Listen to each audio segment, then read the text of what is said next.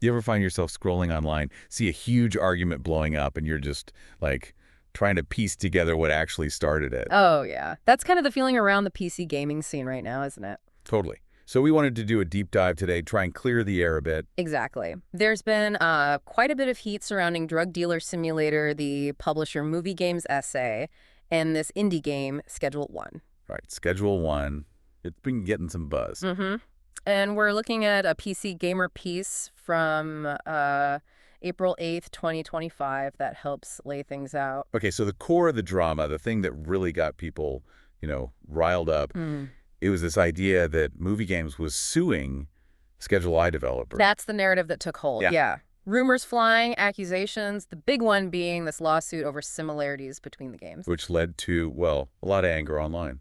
Review bombing. Massive review bombing.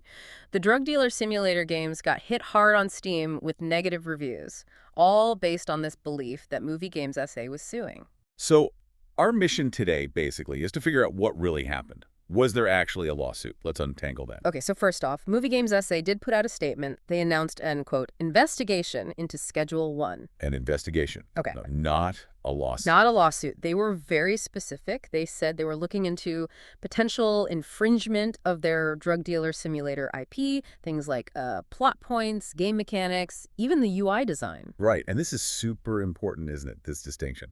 Because they explicitly stated, and didn't the Schedule I creator also confirm this? Yes, Tyler from TVGS, the developer, he confirmed it too. Movie Games SA stated clearly, no legal action had been taken, an investigation only. But that message, it seems like it got lost somewhere along the way. It definitely seems that way. The reaction from gamers was swift and pretty harsh. Hundreds of negative reviews just flooded onto the Steam pages for DDS and DDS2. Wow, just based on the idea of a lawsuit.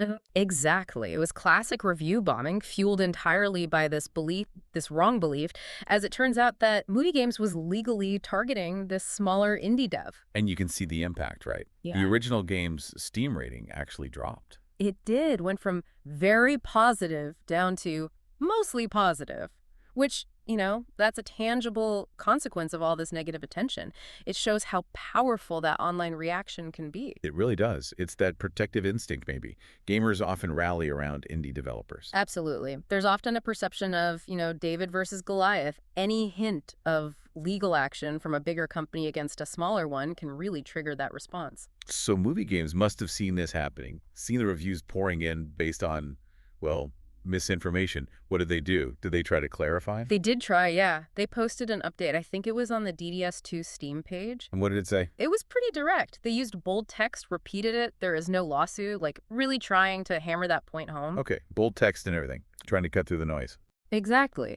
And they added a statement saying it wasn't their intention to stop TVGS from selling Schedule or, continuing development. A clear attempt to backtrack or at least correct the narrative. So if they weren't suing, why the investigation then? What was their reasoning? Did they explain that part? They did. Their position was that they did a sort of preliminary legal check, and that analysis suggested there might be IP infringement. Okay. And they argued, as a publicly traded company, they have a duty to look into things like that.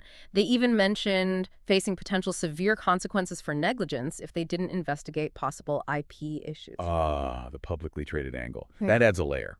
Obligations to shareholders and all that, protecting assets. Precisely. It provides a business rationale, Yeah. And the PC Gamer article points out something interesting about how this news even got out initially. Oh, yeah. It wasn't like a press release to gaming sites first. They apparently first shared the info about the investigation via Poland's ESPI system. ESPI, what's that? It's like their system for stock market communications. Because they're publicly traded, they had to disclose it there for full transparency to investors. Okay, so it started as a regulatory filing almost. Kind of. And then media outlets picked it up from there. And Movie Games, in their clarification, suggested that some of those outlets wrongly reported it as a lawsuit. So that might be where the misunderstanding really snowballed from that initial reporting. It seems very likely. Information gets passed along, maybe summarized incorrectly, context gets lost, and suddenly an investigation becomes a lawsuit in the headlines. Man, what a mess for Movie Games. Getting slammed for something they insist isn't true. Did they actually ask people to stop the review bombing in that update? Not in so many words. They didn't say, please stop, but the PC Gamer author notes, and it seems pretty clear, the whole thing was damage control. The subtext was definitely, okay, please stop now. You got the wrong end of the stick. Right. An implied please stop. Understandable. Absolutely. They needed to try and regain control of the story. So, did it work? Did the clarification make a difference? Did people listen? Seems like it was a mixed reaction, leaning towards skepticism still. The article mentions some people acknowledging the logic, the public company obligations. But the negative reviews largely kept coming. PC Gamer mentioned something like 23 pages of negative reviews around that time. Yeah. That's a lot. The sentiment didn't just evaporate. Wow. 23 pages. So even with the facts laid out, no lawsuit, the narrative was just too strong. It seems that way. Once that kind of online momentum builds, it's incredibly hard to stop. People had already decided movie games were the bad guys here. And the timing probably didn't help either, did it? That's another interesting point the author brings up. They note there are tons of drug dealer sims on Steam. Why investigate Schedule I right now? When it was getting popular. Exactly. Schedule I was having a moment, gaining traction. So even if the investigation was, legally justifiable from a movie game's perspective, the timing looked questionable to some. Yeah, it fuels that suspicion, doesn't it? Like maybe they were trying to squash a competitor, even without formally suing yet. It adds that layer of doubt.